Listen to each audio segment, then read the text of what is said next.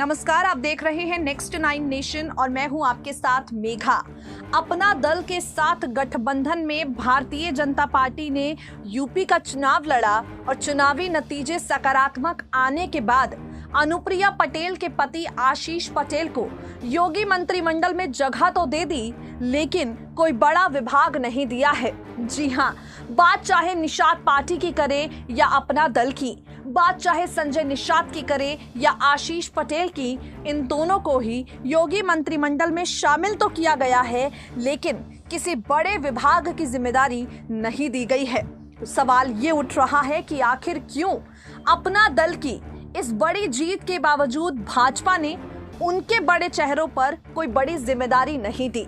खैर, केंद्रीय मंत्री हैं अनुप्रिया पटेल और उनके पति आशीष अब योगी कैबिनेट का हिस्सा हैं।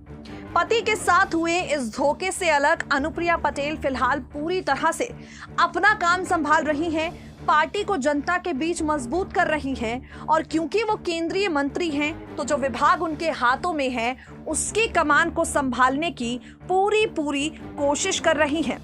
गुरुवार को लोकसभा में एक सवाल के जवाब में अनुप्रिया पटेल ने टिप्पणी की और बताया कि वो अपने विभाग पर क्या कुछ कर रही हैं।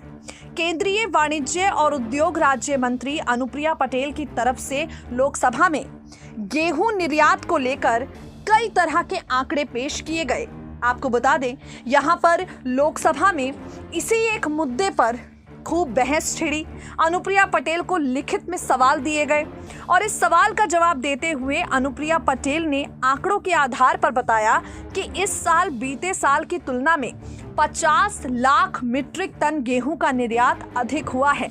उन्होंने बताया कि वित्त वर्ष 2020 से 21 में देश में कुल 21.55 लाख मीट्रिक टन गेहूं निर्यात किया गया, जिसका बाजार भाव 567.93 मिलियन डॉलर था।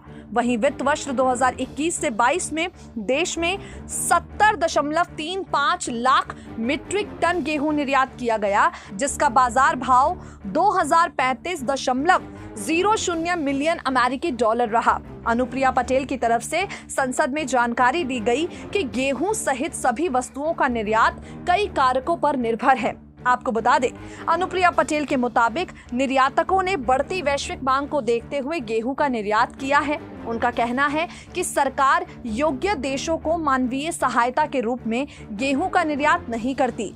गेहूं सहित सभी वस्तुओं के निर्यात के लिए कई कारक महत्वपूर्ण हैं।